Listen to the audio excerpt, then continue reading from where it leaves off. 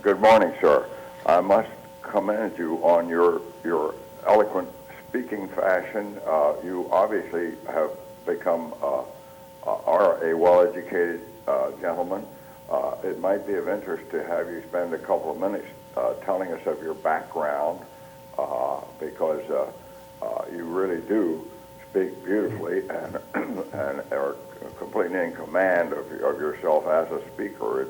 Again, it'd be interesting to know more about your background, and it is a joy to hear someone who is so eloquent as compared to the lady who's the hostess there.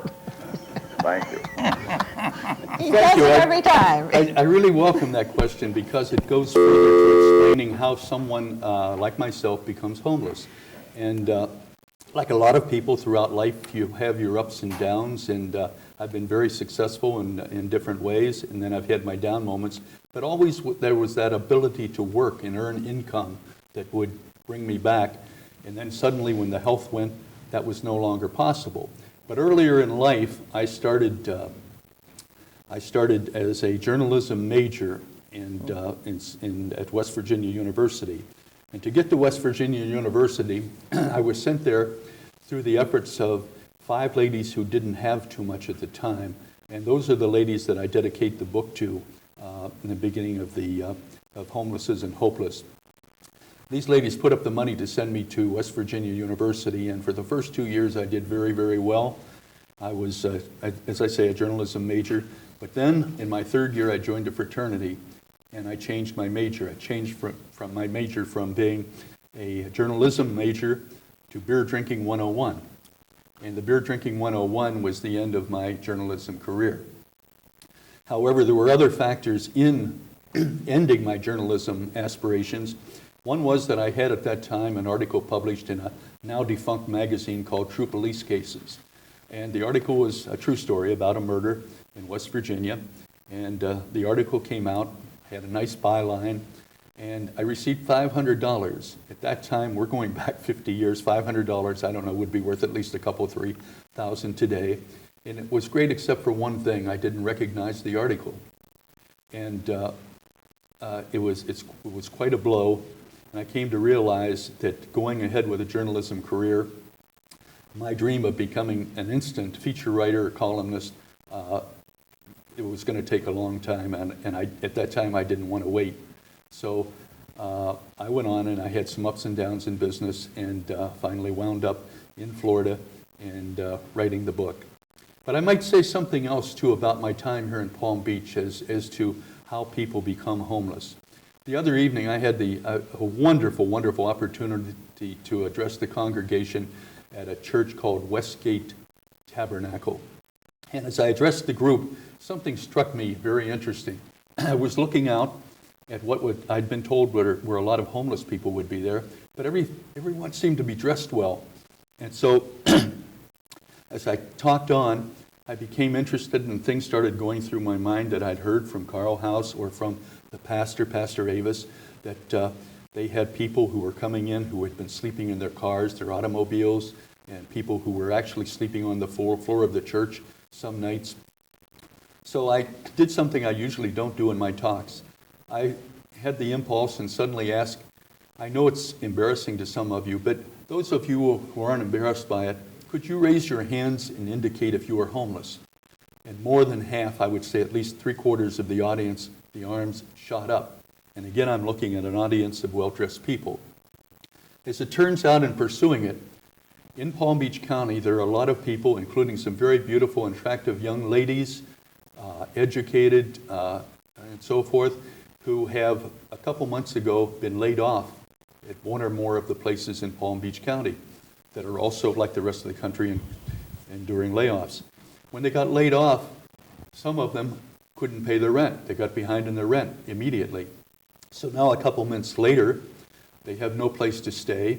They have no family here. Their family lives in another part of the country. They've checked with friends. Their friends already have somebody sleeping on the couch. So here they are with a nice wardrobe, a couple months ago, able to do almost anything they wanted, but now not enough money to live on.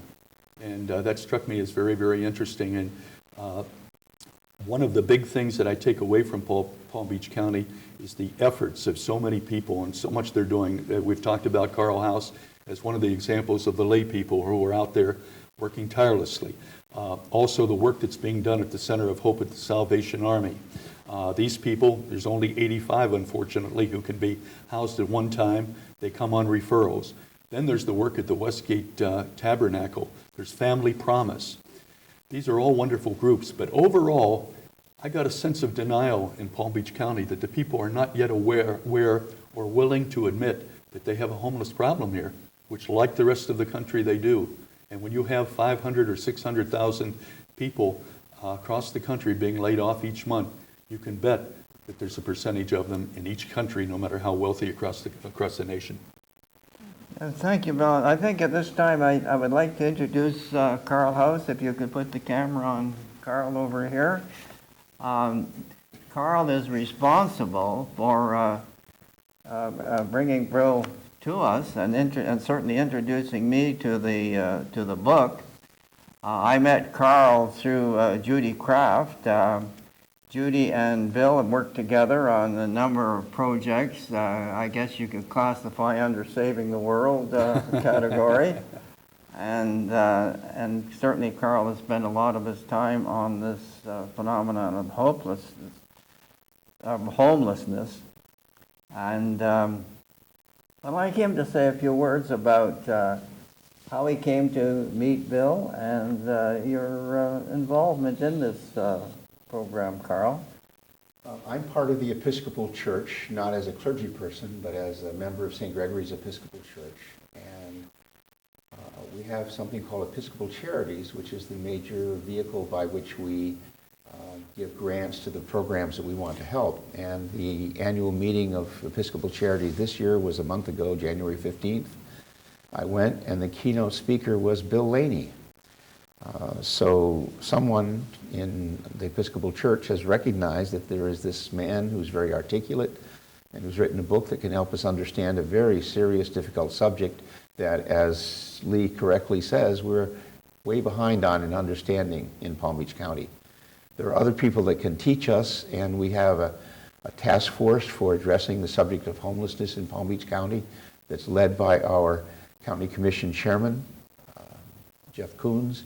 And it has just recently released its preliminary report on what we can do, and we'll be learning from other people who are further ahead than we, as compared to where we are.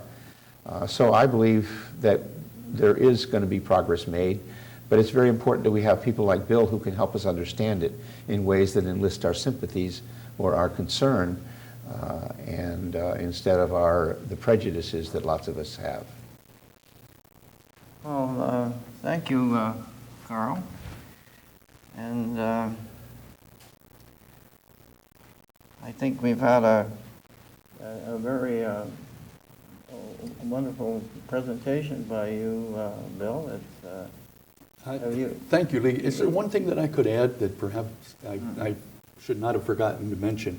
When I'm talking about Palm Beach County, and this could be anywhere in the country, when you're talking about people ending up homeless, there's something that a lot of people don't consider.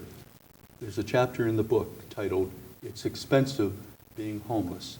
And it actually is more expensive for people to be homeless than it is if they have their own place. And I'll give you an example. The young ladies who found themselves homeless and are sleeping on the floor over at Westgate Tabernacle, they gave up an apartment where they could keep food, a refrigerator. Now they don't have that. Whereas a couple months ago they could go to a supermarket and stock up on 2-for-1 items, buy one, get one free, or whenever there was a special, put something aside. They no longer can do that. Now they're going to a convenience store or a place where they're paying the full price, top price. And you go with other costs of living, and you can go down the line, and it is much more expensive being on the street or being homeless than it is if you have some place to lay your head down at night.